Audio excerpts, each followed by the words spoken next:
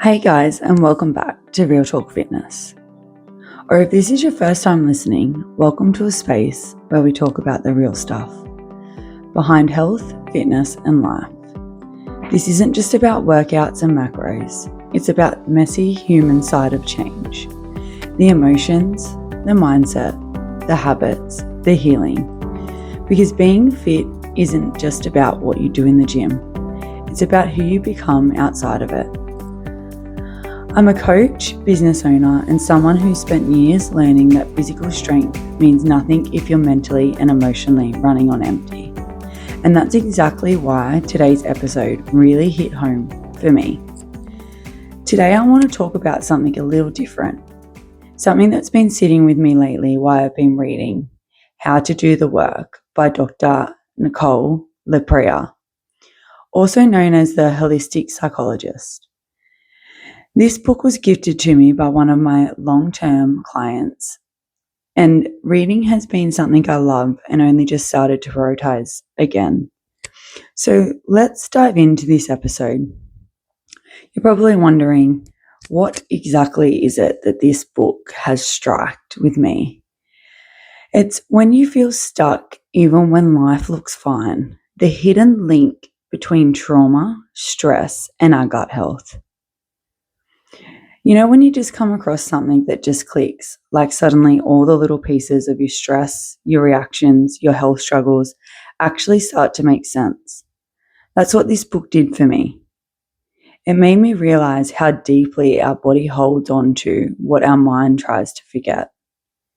How the things that we went through as kids, or even they didn't look like a big trauma, can still shape how safe or unsafe we feel in our bodies today. I wanted to bring this up because so many of us are walking around feeling anxious, flat, or burnout, and we're trying to fix it with motivation or mindset work. But no one's talking about the nervous system side of it. So no one talks about the vagus nerve. Now, if you are in the field of health, you would know the vagus nerve is a little switch in our body that controls whether we feel calm or constantly on edge. It's linked to our gut health, our hormones, and even our ability to focus and recover. I will go in further a little bit about what even is the vagus nerve. So in this episode, we're going to break it down in really simple human terms. We'll talk about the vagus nerve, what it actually is, how childhood stress messes with it, and while healing your gut and your nervous system might be that missing piece in your mental health puzzle. Because once you understand how the body and mind are connected, you start to see that healing isn't about being tougher. It's about teaching your body that it's finally safe. So let's go into what even is the vagus nerve. Let's make it really easy. The vagus nerve is basically the body's on and off switch for calm. It runs all the way from our brain, through your neck, chest, into your stomach. It's kind of like the big communication cable that connects your brain to your body. And an interesting fact about this is us humans, we share the same vagus nerve as animals. So you can think of it like the Wi-Fi between your brain and your gut. When it's working properly, your brain and body are talking clearly. When the signals are weak, everything gets messy. Your gut feels off, your heart races, your thoughts spiral, you can't relax. So if you grew up in a stressful environment where your body was constantly in fight or flight, the vagus nerve gets stuck on high alert. It's like the Wi-Fi connection is always glitching, sending SOS signals, even when nothing's actually wrong.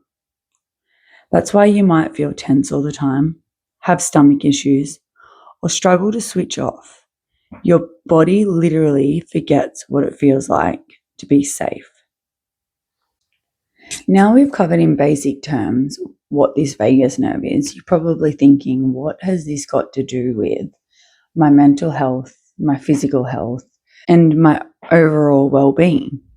Well, here's the thing. Trauma isn't just the big obvious stuff like abuse or loss. It can also be the quiet moments that taught you it wasn't safe to be yourself. It's the parent who never showed affection. It's being told to stop crying when you're hurt. It's also having to be the strong one or feeling like love had to be earned. Those moments might seem small now, but your body remembers how unsafe they felt.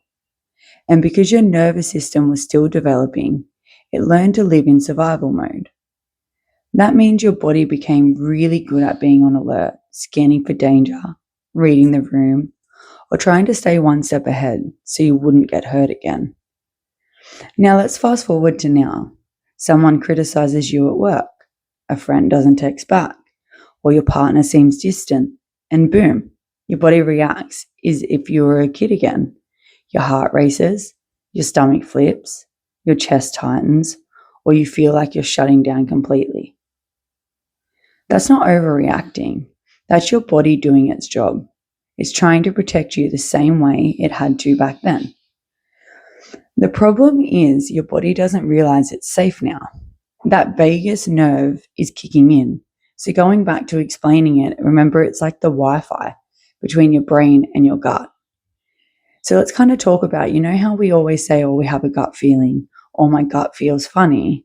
That's not in our head. That is that vagus nerve kicking in, your body's alarm system, reacting before your brain even has time to think. It's not logic, it's memory stored in your body. So when you find yourself saying, I don't know why I get so triggered over small things. Now, I literally say this myself personally all the time. Something will happen and it'll trigger me and I'll start spiraling, start overthinking. And then I got to think back. So I've done some deep work after going through this, which is why I really wanted to share this episode, is something that I often struggle with is rejection syndrome dysmorphia. So when something happens and for some reason, and again, talking from a personal level, and this is really personal, guys. So if someone cancels, say, their membership or their services, it may have nothing to do with me. And I physically cannot control the outcome. But because my vagus nerve starts kicking in and that Wi-Fi between my brain and my gut has been so unsafe, that it alerts that same feeling it alarms my body. And my gut starts feeling funny, my heart starts racing, until I know that I am safe, I am enough. That has nothing to do with me. But that's my vagus nerve storing that trauma from when I was a kid, possibly never feeling enough, never feeling safe.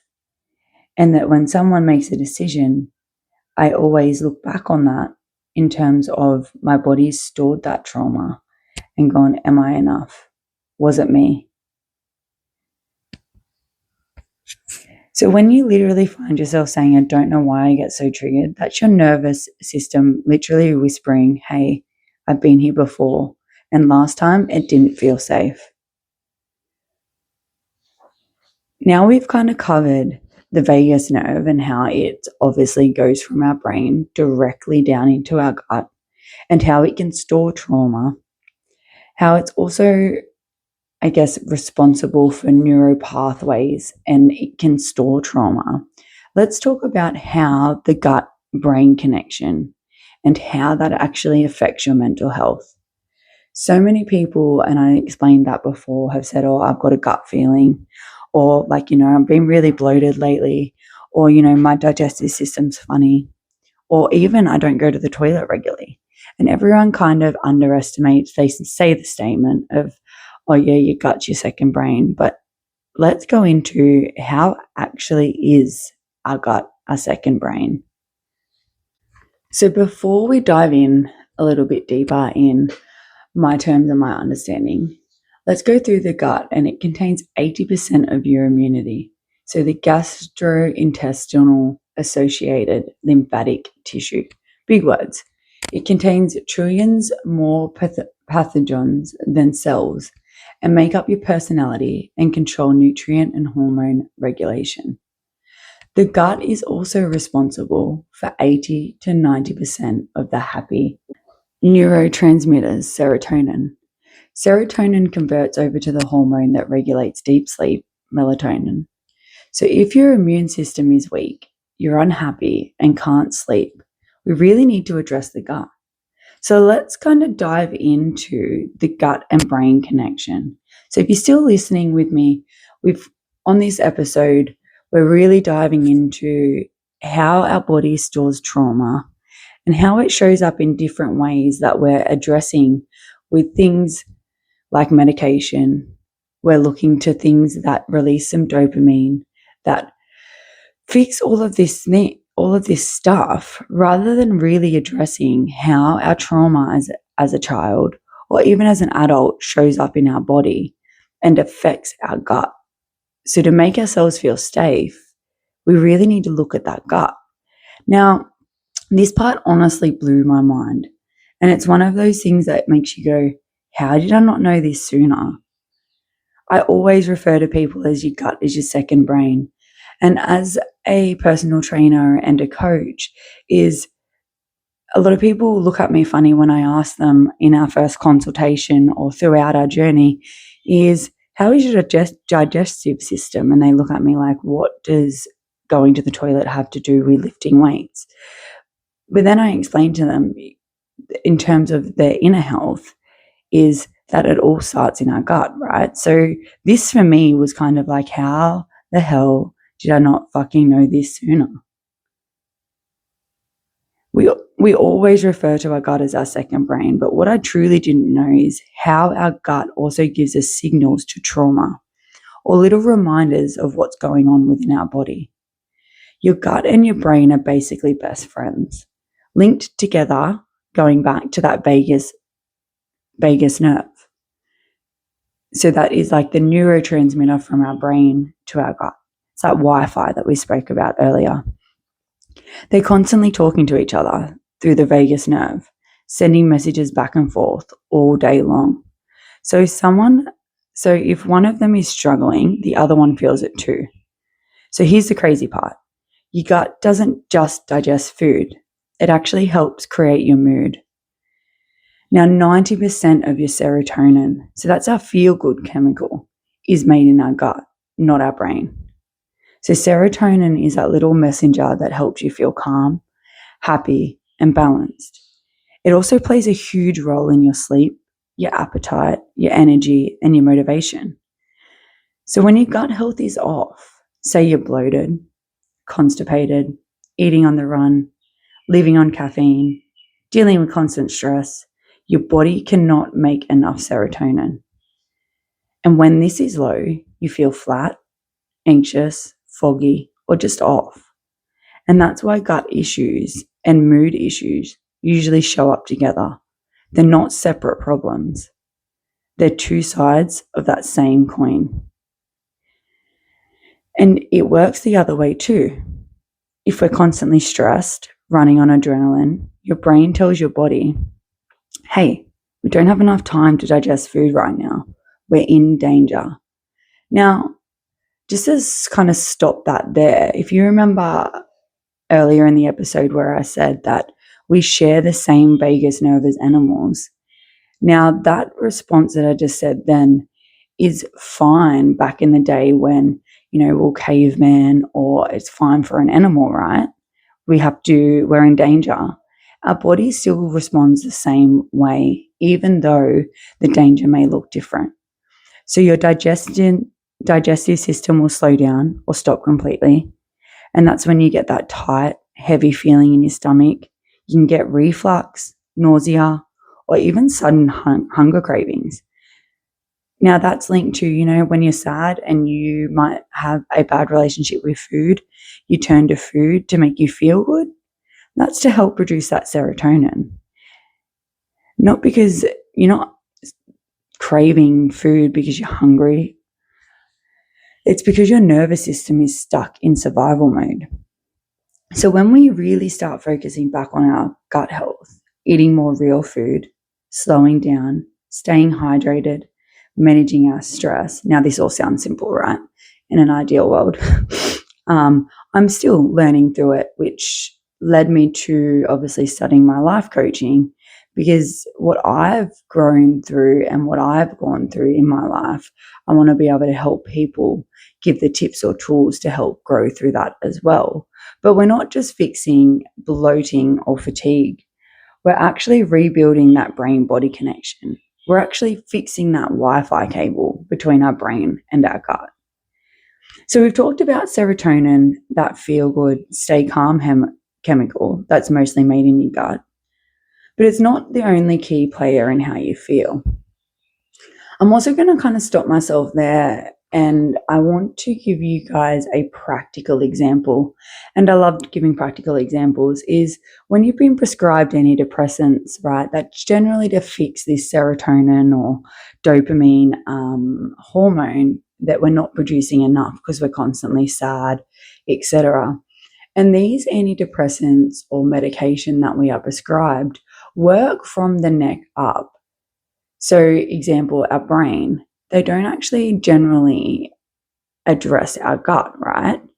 So, there's been more studies to show, which is what kind of popped to my attention when I was reading this book of the Holistic Psychologist, is that over her course of study, she realized that in psychology, it's about ticking and flicking and prescribing in terms of going, okay, this person feels this way. This is how it affects their body. Let's give them this medication to help their body produce more of that hormone to then feel better. Rather than addressing from a holistic perspective, makes sense, right? And go, what else is actually going on in their body? Because we can always take medication to make us feel better. But this is actually really not addressing the true problem from a holistic point of view. Is by taking an antidepressant, it might help produce more serotonin, make you feel happier, but it's not actually addressing the issue of why we don't produce enough. So let's talk about the other opposite hormones, right? So if you're still with me on today's episode, it is a long one. We've really spoken about how childhood trauma shows up in our body and what the Wi-Fi cable is and why this is important. We've also just covered that gut-brain connection and how the gut is responsible for the happy neurotransmitter. But it's not the only hormone.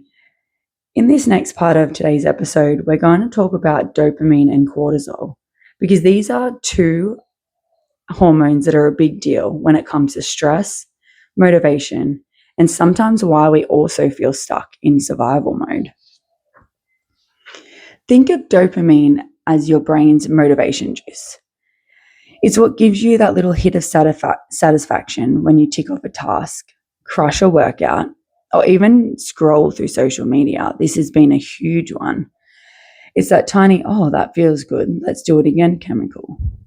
The problem is when we're constantly stressed, burnt out, or running on caffeine and little sleep, our dopamine system gets out of whack. Again, remembering that vagus nerve, that cable, the Wi-Fi is not working correctly, right? So our dopamine system also gets out of whack. You might feel you're chasing quick hits of pleasure through sugar. You might be getting a dopamine fix through scrolling, through watching other people's lives rather than focusing on your own.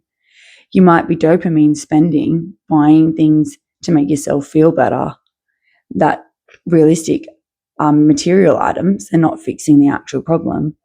You might be you're chasing quick hits through food because your body's trying to get that same reward feeling it's missing from real life. When your gut is out of balance, your dopamine levels can also drop. And that's when you feel unmotivated, flat, or like nothing excites you anymore. And that's quite sad, right? Even things that used to. And it doesn't mean that you're lazy or you lack willpower. It's downright chemistry. Your brain is tired of surviving and wants to feel safe enough to start thriving again. So we've covered the serotonin and the dopamine. And I feel that a lot more people are talking about cortisol, that stress hormone. Now, I know a lot about cortisol. I'll give you a little bit of a personal story. On this podcast, I do share a lot personally, probably more than what I share face to face with my clients that I see most of the day, putting on this facade because their sessions are about them, right? Cortisol, when I was 12, I was diagnosed with a stomach ulcer. And again, this is why this hits home for me, is that my stomach was reacting. I couldn't eat. I was vomiting stomach acid. I was 12. I was crippled. I remember walking from my room at the time, curled over to the bathroom sink because I lived with my grandparents and my father. I couldn't make it to the toilet, and I just started vomiting bile that was burning my esophagus. I couldn't stand up straight. And later that day, obviously, my dad took me to the emergency, and I remember the doctors doing tests, and they were just so confused of what was going on. And a couple of hours later, it came back that I actually had stomach ulcers caused from stress. Such a high level of cortisol was literally making my stomach acid so high it was eating itself, and it would made me physically sick. And that there was that realization that my gut was telling me that my body has had enough, that it doesn't feel safe. So this is your body's built-in alarm system, that cortisol. It's what kicks in when you're under pressure, helping you stay alert and handle stress. In short bursts, it's super useful, like before a big event or a tough workout or when you need to focus. But when your body never gets that signal that it's safe to relax, when you're always go, go, go, holding tension, dealing with old emotional stress, that cortisol stays high. And over time, it messes with our digestion, so bloating, reflux, cravings. It makes it harder to sleep or stay asleep. It can cause mood swings and you get that wired but tired feeling. It lowers your serotonin and dopamine, which we just spoke about before. They're both those feel goods. They're the very things that can help us feel calm and happy. So when people say your stress is affecting your gut, it's not just a saying. It literally is a chemical chain reaction traveled through, again, that vagus nerve. Your gut and your brain are constantly checking in with each other through that nerve, deciding, are we safe or are we under threat? So let's bring it all together. When your body's stressed, your brain and gut stop talking clearly. The serotonin drops, that happy transmitter. The dopamine crashes, so you no longer get that feel good. That cortisol spikes, and suddenly we're anxious, craving junk food, struggling to sleep, and wondering why we're feeling off. Always examining those outsider factors. Oh, what's wrong with my life? Am I not doing enough? Is this relationship going wrong? But when we start to slow down and start to reevaluate, it actually starts with doing the work on that childhood trauma. Is what's led us to react these ways? What have I been holding on to that no longer serves me? So when we start slowing down through breath work, better sleep, eating real food, moving our body, those systems start syncing again.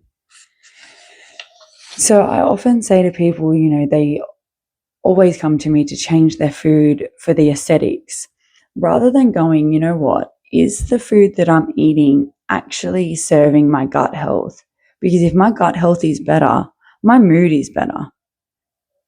So your cortisol lowers, your serotonin rises, your dopamine starts balancing out. So you stop trying to look for those dopamine fixes through things that don't bring you joy, that might, shopping addiction might bring you debt, which brings you more stress. Scrolling through social media, which is killing time that you could spend elsewhere that you would never get back. Looking at other people's lives rather than focusing on your own. So when all of these start balancing out, you feel grounded, you feel motivated, you start feeling like you again. And it's not about chasing happiness. It's about teaching your body what calm and balance actually feel like. So take a second right now. Pause. Ask yourself, how does your body feel? Do you have a tight chest? Do you have a knot in your stomach? Do you have tension through your jaw? Are you lifting your shoulders up? That kind of guided awareness helps connect the dots between what you're teaching and how they feel in the real time. So let's go through some simple practical tools. The best part is you don't have to do everything. Or anything extreme to start really healing this. Here are some simple ways. Breathe deeply. That's our reset button on our vagus nerve. Now, studying through the life coaching and now studying through the breath work is the box breathing is a really good way to bring your awareness back to your body. So think of it as like breathing in for 4. So you're drawing a square. You're holding it for 4. You're breathing out for 4. And then you're resetting. So the time that you're doing this, you should be really focusing your attention on your breath. Gentle movement. Feed your gut. Eat more whole foods, fiber. Fermented foods like yogurt, sauerkraut, or kombucha are really good to help with that gut bacteria. Drink plenty of water. Notice our triggers. So when something sets you off, don't judge it. And I shared you a personal experience about that in terms of the rejection sensitive dysphoria that I do struggle with, is that I've noticed my triggers. I allow my feeling. I then question the validation. Is what I'm feeling true? I then prove to myself in ways, whether it's journaling, whether it's self-talk, can I prove to myself that what I'm thinking right now is true? And if I can't, well, then I know that it definitely isn't, right? And remember, we are not our thoughts. We are the thinker of our thoughts. Our brain is the machine and we are the operator. And if you can talk about it or journal or even have honest conversations, you can help release what your body's been holding on to. Now, this healing doesn't happen overnight, but every time you respond differently, you're teaching your body that you are safe. So that's kind of a wrap for today's episode. It was a long one and it was a lot to go into. And as I said, that when I wrote this episode, I thought to myself, how did I not know this sooner? Even 2 years ago, I was struggling with bloating and digestive issues, and I never rarely get sick. I was getting sick. I even got tonsillitis again. And I always knew that I was like, something's not right. Yes, I'm highly stressed. And, I had people obviously tell me, you never stop, all these sorts of things. But then when this was explained to me in this way and go, that Wi-Fi between my brain, that vagus nerve, and your gut is signaling wrong. It was just like a light bulb moment. So if you've ever wondered why you just can't snap out of it, or why your mind races even when your life looks okay, that's why. It's not weakness. It's not lack of willpower. It's your body still doing the only thing that it's ever known how to do, and that's to protect you. And if there's one takeaway that I want you to sit with from this episode, you don't heal by thinking harder. You heal by feeling safer. Your nervous system remembers what your mind has forgotten. It's been carrying years of I'm not safe. I have to hold it all together. I'm not enough. And that's why healing isn't about forcing yourself to be stronger. It's about teaching your body that it's finally safe to let go. When you start calming your nervous system, when you start feeding your gut, when you start breathing, you're not just improving your health, you're rewriting your body's story. And that's when everything starts to shift. Your mood evens out, your focus returns, You stop reacting and start responding. You feel lighter because your body finally trusts you again. And that safety comes from understanding yourself, your bodies, your patterns, your triggers, and your needs. So if this episode spoke to you, go grab How to Do the Work by Dr. Nicole LaPrea. And if you're ready to start uncovering your own patterns, the ones that might be keeping you stuck, I'd love to guide you through a self-discovery session. So please reach out. And I can't thank my long-term client enough, Alicia Jones, for the gift of that book. It's taken me 2 to 3 years to pick it up, and it just came at such a right time. Not everything is a coincidence when I picked it up, and this was just like a light bulb moment. So do yourself a favor and grab yourself a copy of that book, or even listen to the audio book if you're not a big reader. Because real change doesn't come from punishment or pushing harder. It comes from learning how to finally listen to yourself and do the work that truly heals. So share this episode, send it to a friend, post it on your story, tag me, because chances are someone else out there needs to hear this too. And that's what Real Talk Fitness is all about. Real conversations that remind us we're not broken. We're just learning to understand ourselves better. And if you haven't already, hit follow so you don't miss another episode.